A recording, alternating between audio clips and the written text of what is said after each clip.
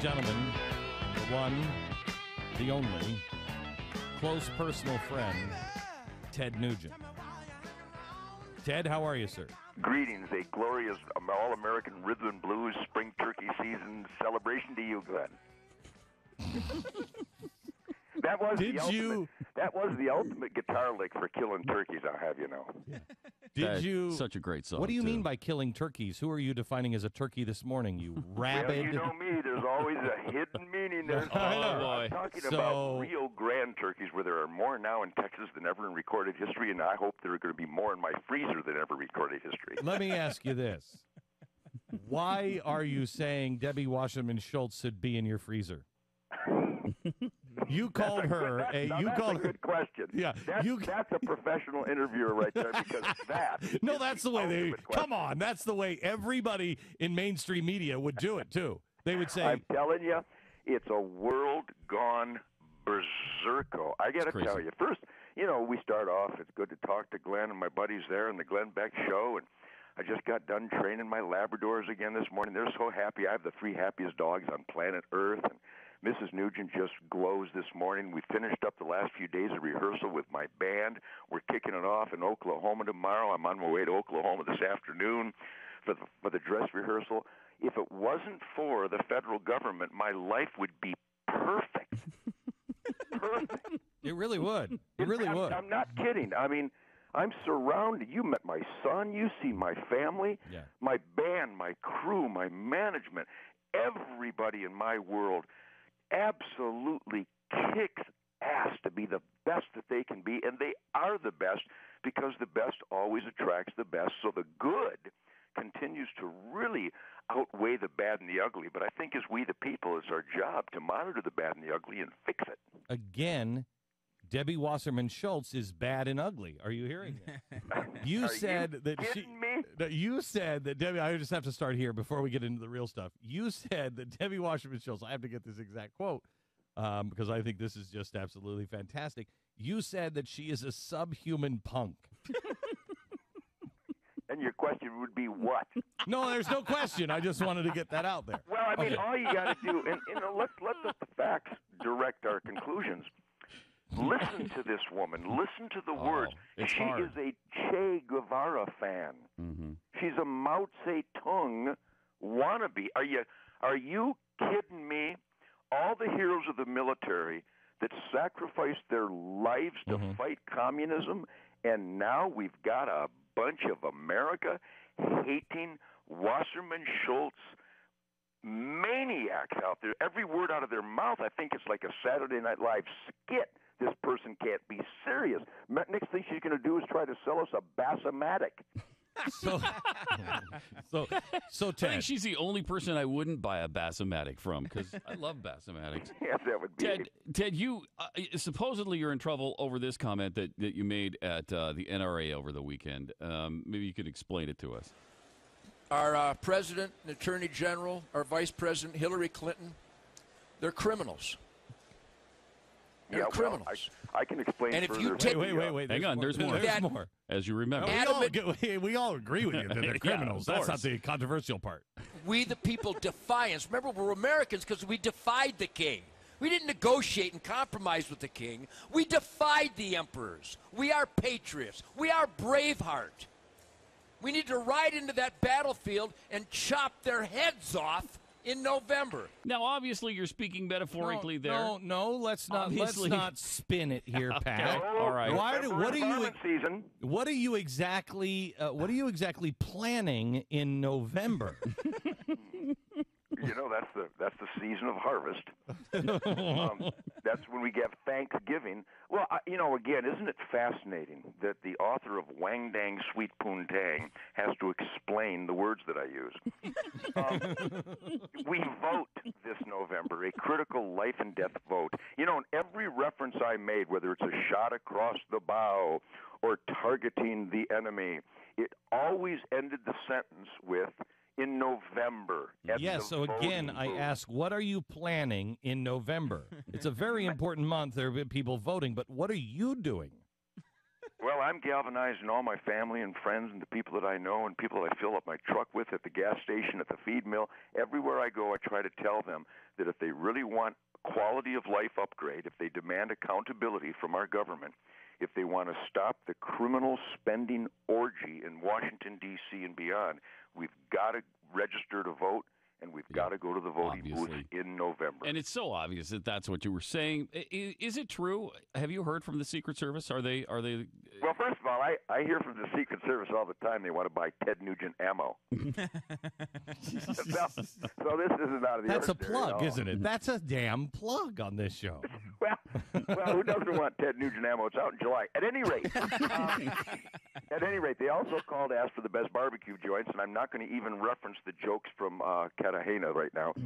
But, yeah, we actually have heard from the Secret Service, and they have a duty, and I salute them. I support them, and I'm looking forward to our meeting tomorrow. I'm sure it will be a fine gathering backstage in Oklahoma. So you have, wait. So they are taking this seriously. You have a meeting tomorrow? Yes. Would you do me a favor? Would you ask those Secret Service agents how much time they're spending with Louis Farrakhan, how much time they're spending with the Occupy Wall Street people, how much time they're spending with the Black Panthers who are actually threatening people's lives? Ask them that question. Do me another favor. Ask them also if the president is so clear on this. It was just the 11 Secret Service agents and then some members of the Air Force that were making it with hookers. Could you just ask them if there was anybody from the White House that was involved with hookers down in Colombia? Because I just find this fascinating. No one seems to be asking the question, and there wouldn't be a cover-up going on at all. Was there anyone from the White House, or was the White House the only ones that were perfectly crystal pure as the driven snow pure? Or I were will there ask people? him on your behalf. Please do. I'm sure we'll have a great conversation, and these kinds of things will come up. When I meet with law enforcement, which is pretty much every day of my life, because I work with them, I am law enforcement. I revere their dedication. And the Secret Service hang on, you better explain you are law enforcement. You want to explain that? I've been a sheriff deputy in Lake County, Michigan since 1982. And I conduct federal raids in Texas with the federal marshals, the ATF, the FBI, and the Texas Rangers, catching fugitive felons. Okay. All right, see, that's what I do for recreation. I mean, you go bowling, I tackle rapists. No, bowling is a little extreme for me. You're talking virtual bowling, right? I actually use a bowling ball when I do the raids. Yeah, no. I do it on Wii, but not actually in an alley. But anyway, go ahead. Well, bottom line is, Glenn, I've never threatened anybody's life in my life. I don't threaten. I don't waste breath threatening. I just conduct myself as a dedicated We the People activist because I've saluted too many flag-draped coffins to not appreciate where the freedom comes from. The Nugent family is a totally nonviolent, peace and love, rock and roll, working hard, playing hard American family.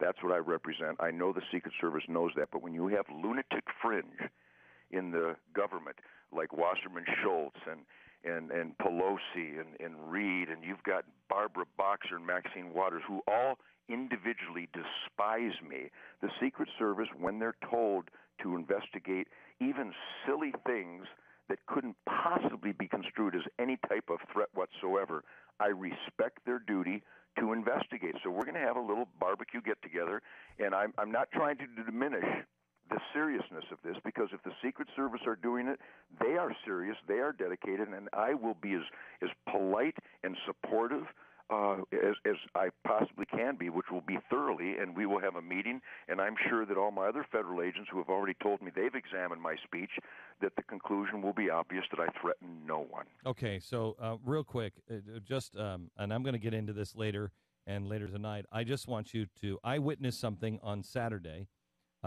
with the wives of Navy SEALs who all died. And you came into the room where I was being awkward and uncomfortable, as I always am, and you walked in, and you lit the room up, and I think that was Mrs. Nugent that did that, but and I found out a story as I heard you tell the story with tears in your eyes, and stand there with the widow of Chris Campbell, a fallen SEAL, on how you were uninvited to the memorial service for Chris, who wrote in his will that at the memorial service he wanted you to sing and perform. And what happened, Ted? Do I have the ultimate connection with the ultimate human beings or what? A Navy SEAL, Chris Campbell, who gave his life for freedom in the U.S. Constitution, had in his will that he wanted me to perform at his memorial if he were to die in action. I found that out from my friend Marcus Luttrell and other SEALs that I get to train with and spend time with. I immediately opened my schedule up for the memorial. I got friends with planes because I was in the middle of some busy stuff. I was ready to board the plane the next day to go and perform and share the love for Chris Campbell and his family. And I got a call, my office got a call from someone high up in the military letting me know that somebody very high up did not want me to be in the same area on that day. So I was uninvited in defiance of a dead Navy SEAL's personal request. Unbelievable. Wow. I wonder who that individual might have been. It's just bizarre. I just don't know what country this is. That's another controversial statement I made, was that if Barack Obama becomes elected, we'll continue on our way to be a suburb of Indonesia. And even though that's cute and fun, it's not cute and it's not fun. I'm dead serious.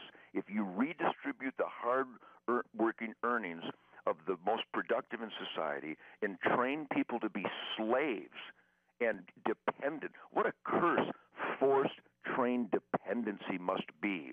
But that's the Barack Obama mantra. That's how he is fundamentally transforming this country. And the excellence celebration of America will be chipped away at, and we're on our way to become a hellhole because we're abandoning all the positive forces that made this the most quality of life in the history of mankind. I have to tell you, Ted, I'm going to send you a book. I don't know the last time you read Booker T. Washington, Up from Slavery, but please, I'd love to read that. It is. He talks about that, and he says, I went to Washington, and he said, I saw my African American brothers, and he said, they are asking for handouts from the government. And he said, slavery is beginning again, and it's got to stop. And, this is from the 1800s in the point of Reconstruction. And it's not just a black thing. It's an American thing now. We're enslaving ourselves. We're enslaving ourselves. Yeah, Star Parker's a hero of mine. She was on my radio show a number of times back in Detroit, and when I had my own show, and I've communicated with her off and on through the media over the years, and her book, Pimps, Whores, and Welfare Brats, was a spotlight on cockroaches. I mean, if you literally look for free stuff, you've literally given away your soul, and it's heartbreaking. Ted Nugent, good friend, an amazing American, and I am proud to stand by your side through thick or thin. Back at you, Glenn. And Glenn, there's a bunch of us. My phone doesn't stop. My email doesn't stop. I had standing ovation after standing ovation at that speeching presentation at the NRA because it wasn't a Ted Nugent thing. There are self-evident truths that we adhere to, and we, the people of this country, are going to demand them again soon. I pray to God in November. No, it will be. Thank you very much, Ted. God bless. Godspeed, Glenn. Okay.